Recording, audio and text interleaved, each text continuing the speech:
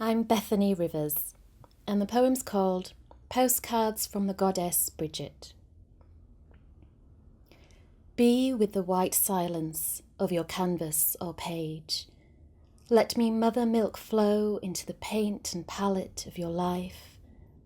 Let your voice unfold like a velvet robe, like foxglove leaves or heartsease, colouring the hushing sunsets of the Welsh coast, feathering away the edges of the horizon.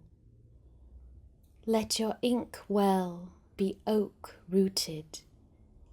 Let your brush susurrate through the swooping tail flow of red kites. Stream stars through the skylight with high luting notes and double bass figure of eights. Let rainbows waterfall through your thirsty heart. These are the threads from which you weave your first notes, your lost sounds, and your deepest songs.